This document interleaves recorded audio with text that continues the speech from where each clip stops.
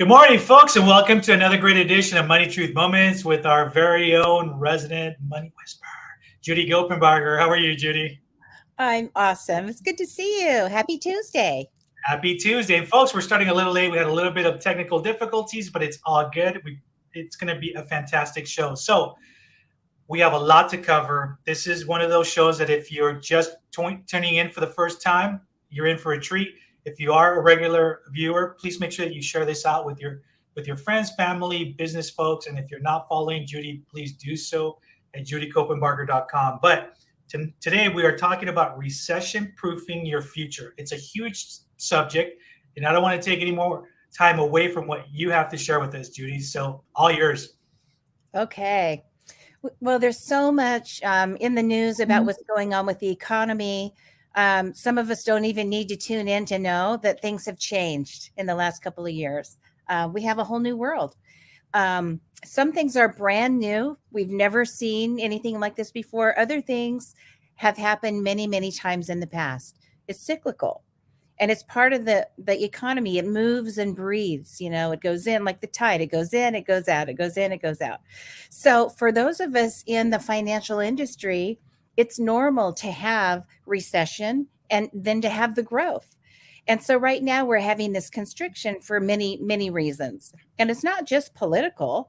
It's just what's going on in the world. Lots of reasons. And there usually are multiple reasons. And so that's kind of where we are.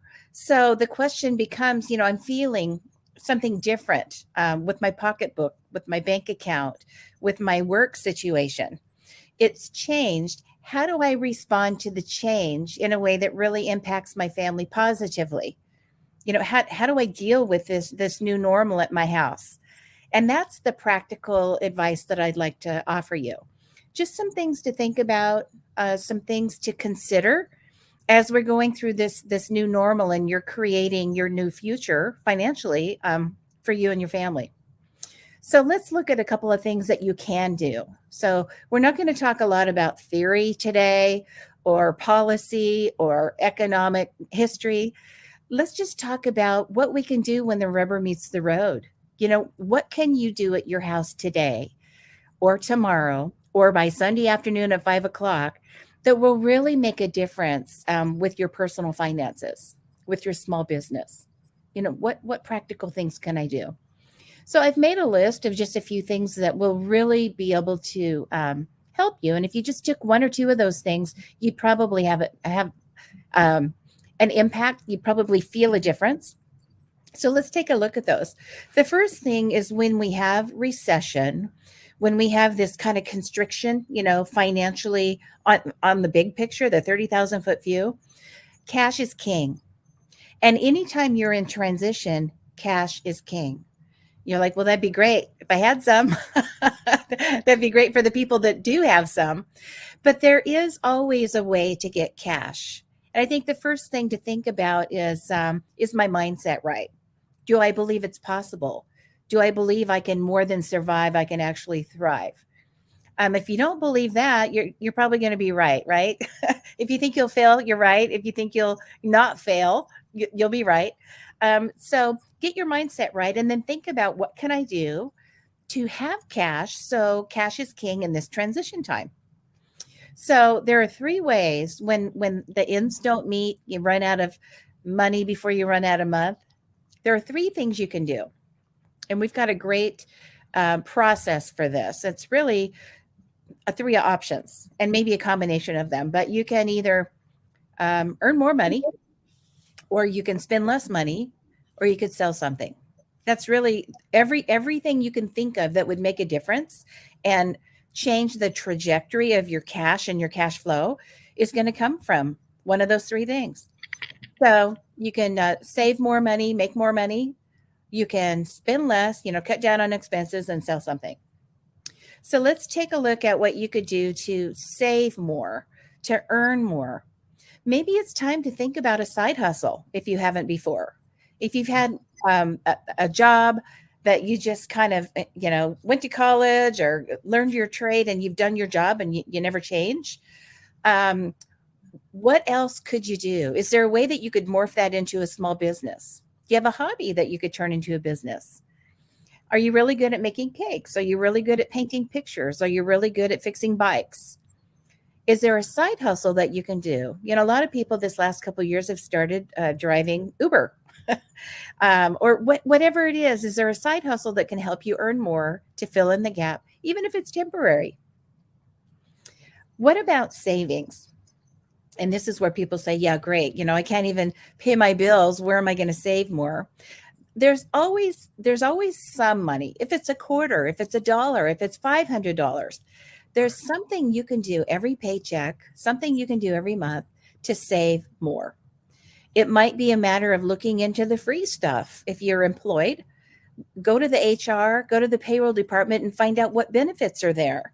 Maybe there's a retirement program you could take advantage of, or an HSA program to help cover your healthcare costs on a tax-free basis. There might be advantages there that you just have never thought of looking into, which can help you save more, even if it's a little bit. And by savings, I don't mean put some in an account and then go rate it, when you're short. I mean, really save it. Act as though it's an expense, and consider putting yourself on your list of expenses at the beginning of every month. So you pay for your housing, you pay for your gas, you pay for your cell phone bill, you pay for all these food, all these things. Why not put yourself on the list and pay for your future as you're going through your expenses, and make yourself part of that list? So those are things that you can do to earn more, to save more. What can you do to spend less? Well, when you look at your expenses, they're either fixed or flexible. If they're fixed, that means they don't change. That's your insurance payment, that's your housing payment, your rent or your mortgage. Those are the things, maybe utilities, they don't change a whole lot, your cell phone bill, things like that. But then you have your flexible expenses. That's your expenses that you have control over. How much gas do you need to put in your tank? How much food do you need to put in your tank, right? Maybe there's a way that you could spend a little bit less in some of these areas. Do you really need 897 Cablevision channels? Maybe. Do you really need 5 different subscriptions to the movies? Maybe, but maybe not. So if there's a way to spend less, it might be possible. And one area of spending less that some people overlook, they get so frustrated thinking about credit card bills and consumer credit, which wasn't there before, but maybe because of circumstances in the last couple of years, we have debt now, consumer debt. You can always call the credit card companies and negotiate a lower interest rate. Most of the time they'll agree and they'll give you something. So instead of 29.7% interest, maybe you could pay 14 or 9 or 3 or 4, right? So you can always call and ask. Most of the time they will work with you because they want to keep your business.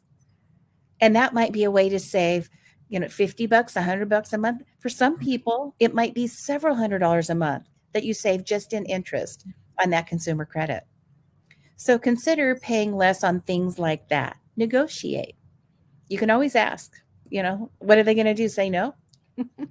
And chances are not all of them will say no. And then the third option, you can earn more and save more. You can spend less, or you could sell something. And I've had so many people in my world, so many clients and friends and family of clients in the last couple of years, not only wake up to what's important to them, when you have this pandemic and you have people that are ill, a lot of people that we've lost, almost all of us know someone that really did not make it through this whole pandemic. We've all been touched by this. And then our personal experiences, right? So we're starting to think about what's important. Where do I really want to live? Who do I really want in my life? What kind of work do I really want to spend my time doing? When I put my head on the pillow at night, have I really had a meaningful day doing meaningful work, spending time with meaningful people in my life? Or am I just kind of on that hamster wheel? And so many people that I've talked to have really kind of had this awakening to, what do I want to do next? What do I want to stop doing? The better question is, what should I say no to? No more. And a lot of people are moving. So they're making, this is kind of about the sell something issue, but they're moving. So they're selling their house and they're going to a different lifestyle in a different place. maybe with a different economic underpinning. I'm in Southern California here, and so the cost of living is higher on the coast, and we're at probably one of the highest spots in the country. And so it's easy to go from, paying the highest housing and everything else to, a simpler life that is less costly.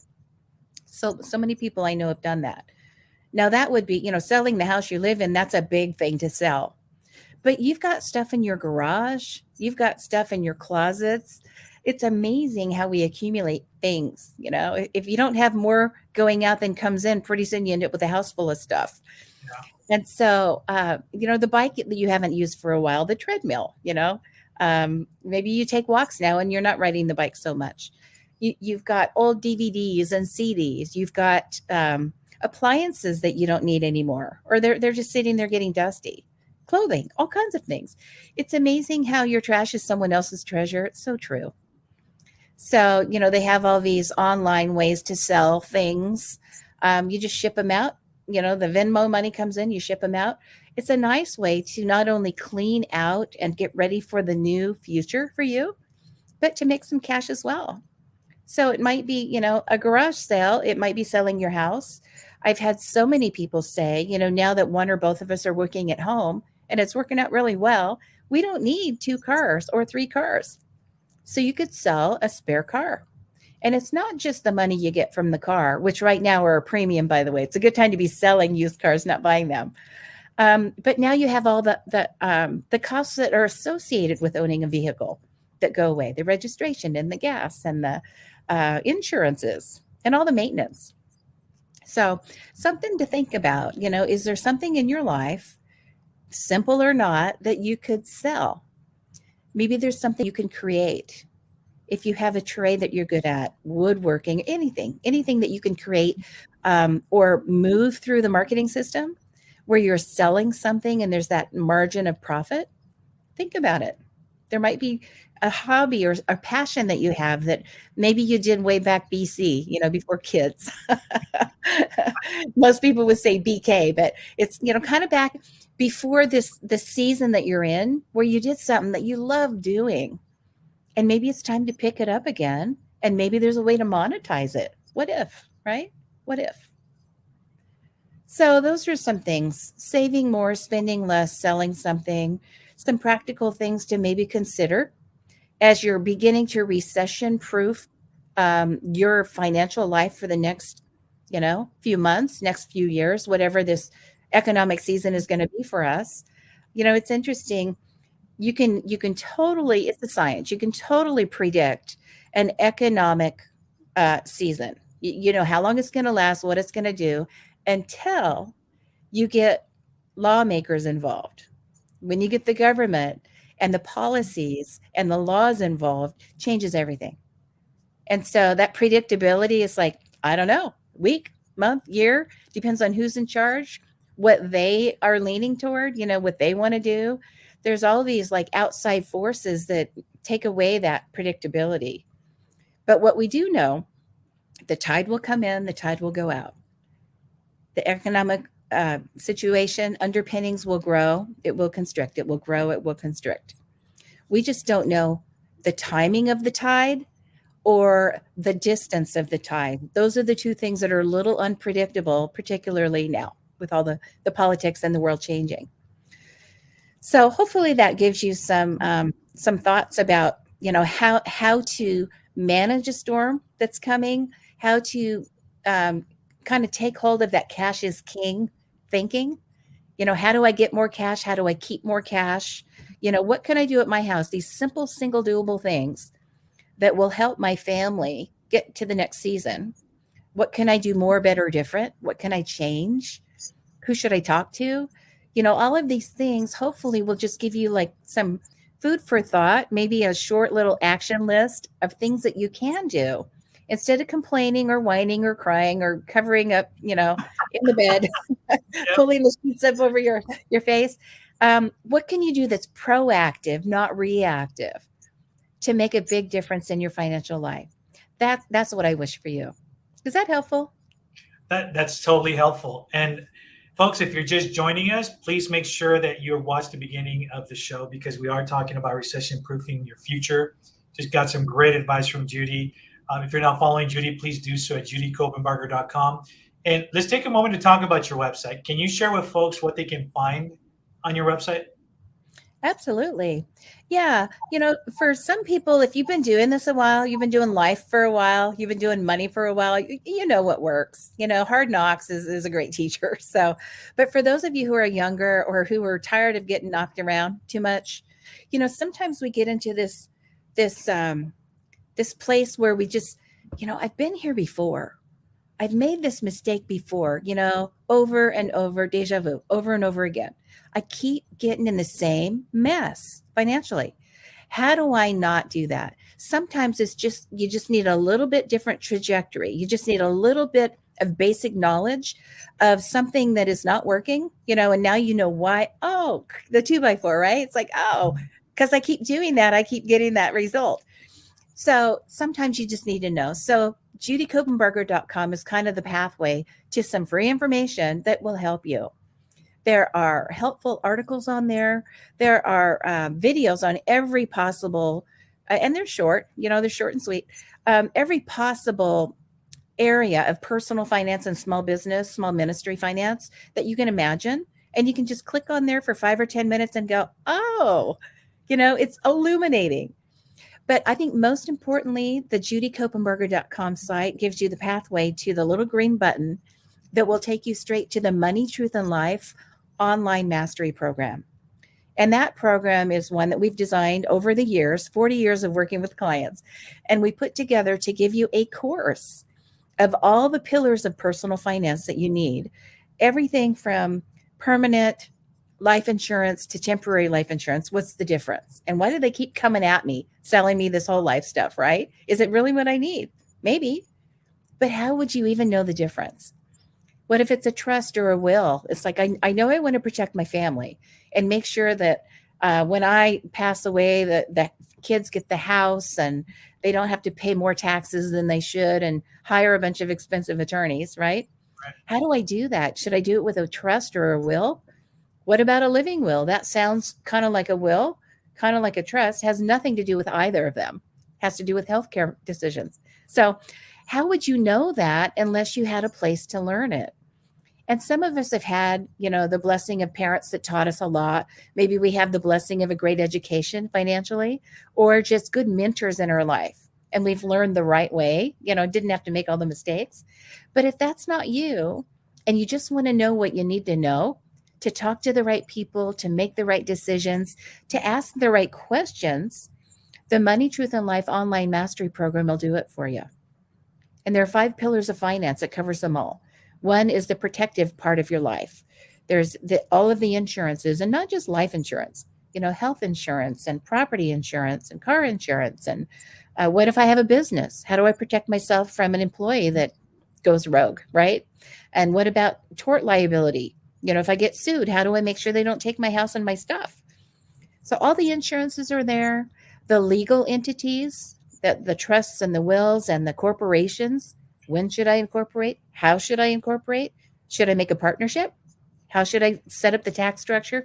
All of that stuff that is like blah, blah, blah, blah. I don't know, it'll just basically break it down for you and teach you what you need to know to go get the right help and not make a big costly mistake. And then there's all the cash flows. It's everything you need to know about mutual funds and stocks and bonds and investing in 401ks and 457s and 403bs and all those other numbers, right?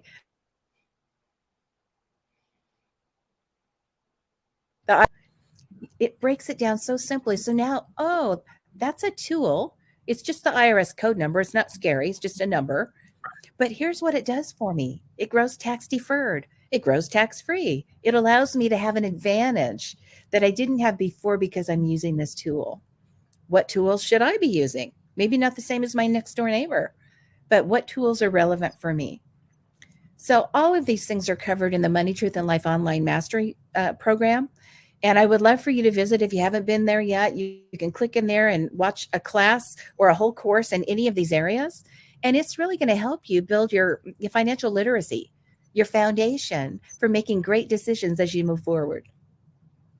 Excellent. And folks, please make sure that you also share the website with other people that are kind of struggling, right? We all have those Q&A questions. We don't have somebody to turn to sometimes, or sometimes we're too proud to ask for those questions because we think this is a really stupid question. I don't want to be embarrassed, but it's all there for you. It's free. Take advantage of it.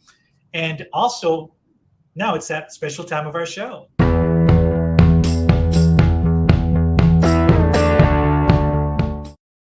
It's our Money Truth Challenge moment. What you got for us this week? Yep. Here we go. I've got a challenge for you. So I always feel like if we're going to be, spending 15, 20 minutes or more together, you're maybe taking notes, you're thinking about something that you could do more, better, different. But if you actually take action, I feel like it's time that we spent well, right, together. So what I'd love for you to do is, if you want to really recession proof your future, maybe you've already made a list of a couple things that you can think about doing differently or adding to what you're already doing. But what I'd love for you to do is think about this spending plan issue. So when you're looking at your expenses every week, every month, every paycheck, you have needs, wants, and wishes. The needs you got to have. You got to have housing. You got to have, gas in your car if you need your car to go to work, right? So there are some things that they're not an option. You've got to have it. You've got to have food. Maybe you don't have to have pizza every Friday night, but you've got to have food. So whatever those things are, tuition, if you're in school or you've got kids in school, that's the needs. Then there's the wants. It's like, well, it would be nice to go get pizza on Friday night. We've always done it. It's a tradition. It's a way our family connects. It only costs $50, $80, whatever. But we really don't want to give that up. It's kind of a want. And then there's wishes. Wishes are, boy, it'd be nice to go to Disneyland next Christmas time. It'd be really great to fly out, my relatives, so we could just have fun at the beach before school starts. It'd be really, really great if we could have that big anniversary trip or birthday celebration or take a cruise. Those are wishes. It doesn't mean you can't do them, but sometimes when there's recession, when we're belt tightening, when we're working on our savings and getting more cash accumulated, more capital for the what if, right? Those contingencies that might come, it might be time to create a really great, clear vision for your wishes, but move them out a little bit on the calendar. Maybe, it's not time to go abroad right now and do that big trip to Italy. Maybe we'll wait a year. Let's just push it out a year. We're not saying no. We're just saying wait. And work on some of the less expensive wants. And then, of course, keep the needs going. Make sense? Absolutely. That's your challenge. All right, folks. And if you want to share a little bit about what you're going through on these challenges, please send us a message, and we'd love to address it here on the show as well, too. So we've covered a lot of ground, and I'm sure that we're eventually going to do a second part to this show because there's still more to cover on there, and it's just we're limited with time. So I want to thank you, Judy, for sharing on recession proofing our future. Folks, if you're just joining us, please tune in to the beginning of the show where you can catch a lot of great information, a lot of great wisdom that Judy has shared with us. Any last parting words, Judy? Make it a great week and do something. You've got this. Recession doesn't have to be bad. Doesn't have to be scary. Just keep your mental attitude where it needs to be and do something. Awesome, folks. And remember, we're here every Tuesday morning at 8 a.m. Replays on Thursdays at 8 p.m. So make sure you catch us on either day as well, too. And we'll see you guys next week. Have a great week, Judy. Blessings, you as well. Bye-bye.